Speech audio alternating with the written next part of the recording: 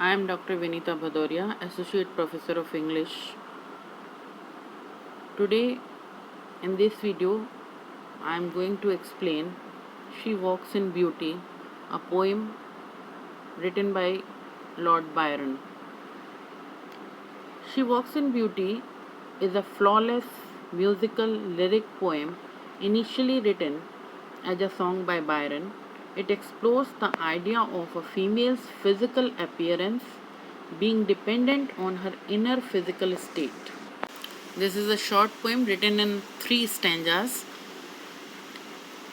She walks in beauty like the night of cloudless climes and starry skies, and all that's best of dark and bright meet in her aspect and her eyes. Thus mellowed to that tender light which heaven to gaudy day denies. The well known first line of the poem, She Walks in Beauty, which is the title of the poem also, is simple enough yet also slightly mysterious because of that preposition in which suggests the female figure's relationship to beauty is total. Though the line places special emphasis on the word beauty, the reader has to pause at the comma with the feminine ending to beauty contrasting with the masculine night, the first of many opposites. And note that the enjambment when the line continues into the next without punctuation is vital to maintaining the sense. The female is compared to the night of cloudless climes and starry skies, a simile, figure of speech, which needs both lines to work to full effect. Third and fourth lines are similar in that line 3 is complete without line 4.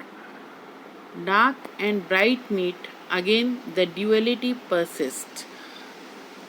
We can say the inversion of the iambic foot is important in line 4 because it reinforces the idea that these opposites exist both outwardly and inwardly. For the reader, the change from iambic to trochee means that she stress comes on the first syllable, the word meet, which alters the rhyme of the line.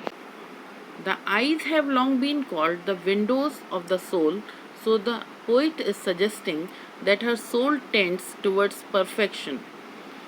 The last 2 lines, 5 and 6, imply that light of the night has the qualities of a skin, it can be touched, and that she has developed a naturally relaxed, softened approach to it.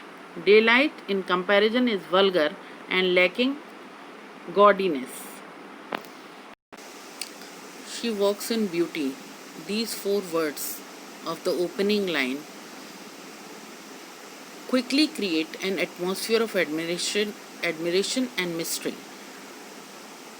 The student can gather that the poem is most likely going to praise a woman's beauty. But this is not a beautiful woman taking a walk, nor a woman walking beautifully. Beauty is something that she walks inside of. That means Byron is talking about the inner beauty of the woman. And it could also be that her own beauty somehow makes the world around her more beautiful, like an aura of beauty that surrounds her as she walks. The contrast between night and starry skies also sets up the poem's central idea that beauty is a kind of perfection achieved through harmony. In this particular case, it is specifically through a delicate balance of dark and bright. An already complicated sentiment is complicated further by the simile that follows. Either the woman, the way she walks, or beauty itself is compared to the night of cloudless climes and starry skies. It is fairly elusive simile because it's not clear exactly which elements of the sentence are being compared, though arguably the heightens the sense of mystery around the women's unparalleled physical beauty. Second stanza, one shade the more, one raise the less, head half impaired, the nameless grace which waves in every raven trees or softly lightens over her face, where thoughts serenely sweet express how pure, how dear their dwelling place. In this stanza, the poem continues with illustrating how perfect the woman's work was.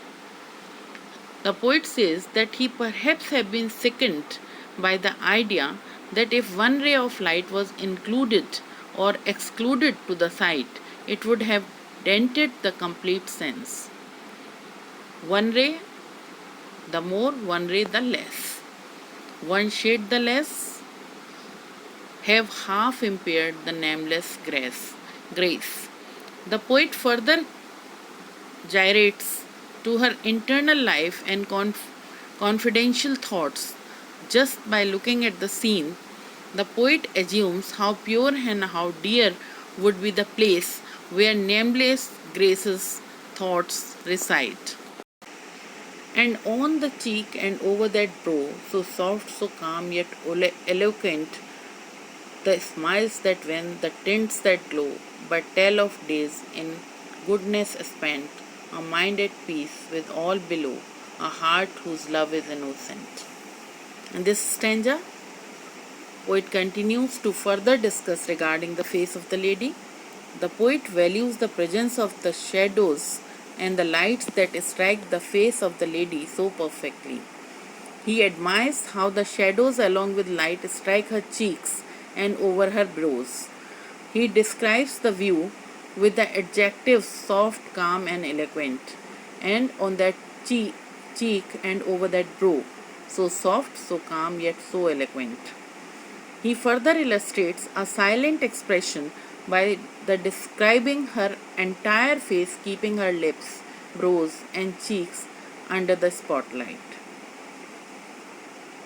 He explains of her heart, whose love is innocent like a child, the smiles that win, the tints that glow, but tell of days in goodness spent, a mind at peace with all below, a heart whose love is innocent. The outer surface of the poem has moderately predictable description of a beautiful woman whom Byron was familiar with.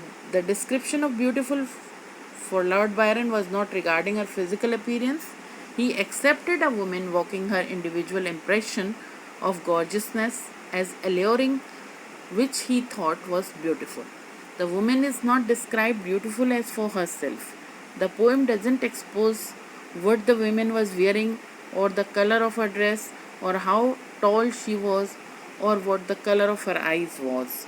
It rather tells of her private thoughts, or we can say personal thoughts, and her face other than the walk. The poem lengthens to include the privileged. Her thoughts are portrayed with words which describe them as mysterious. The fact that it can't be assumed by the poem of what her thoughts were, but her heart is said to be innocent.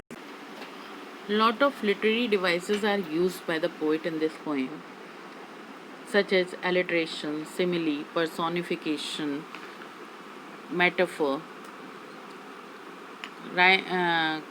consonance, meter, rhyme scheme, everything. It is fully ornamented poem.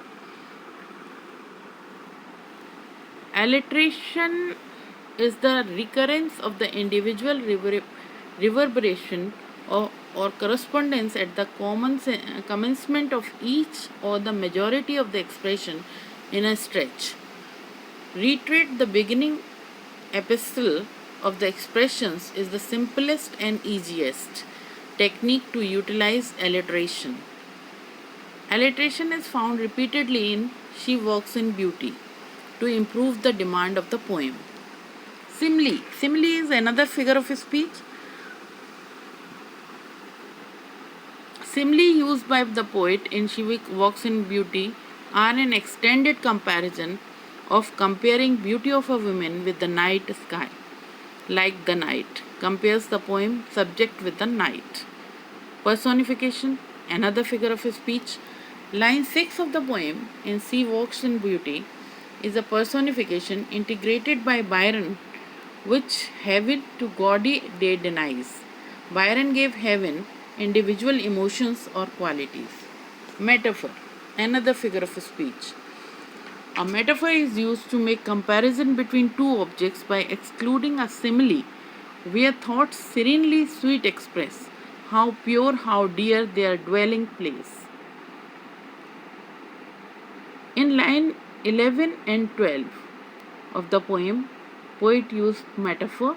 These particular lines in the story short in this short poem highlights the clarity of thoughts.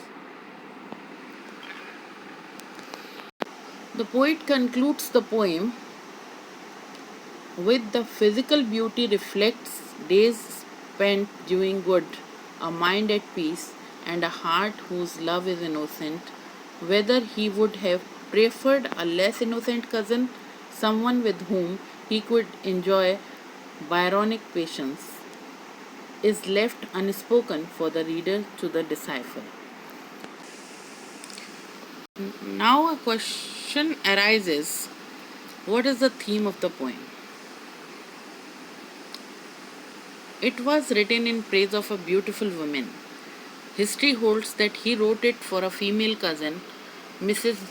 Wilmot, whom he ran into at a party in London one night when she was in mourning, wearing a black dress with glittering sequins.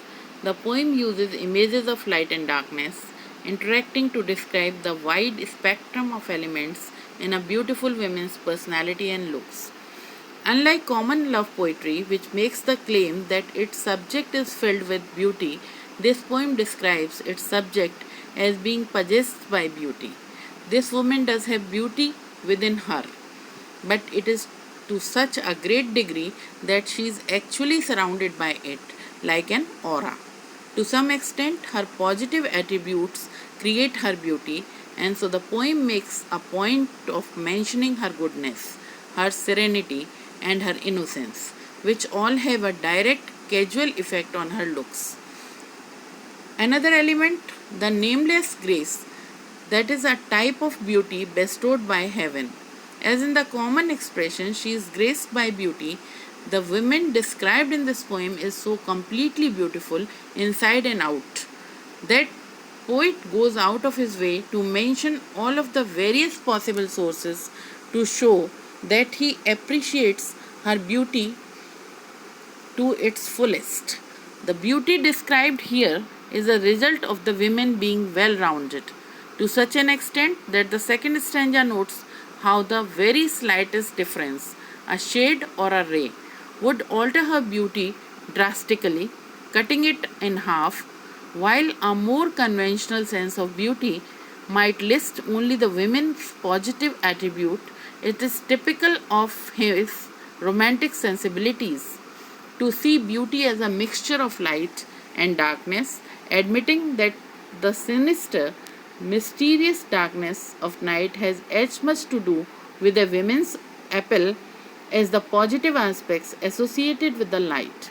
Pure light, according to this vision, is so limited in its relation to beauty as to be gaudy. So, this is all in this video. I have explained the whole poem for you. I have analyzed you. I have given you theme of the poem. Thank you very much.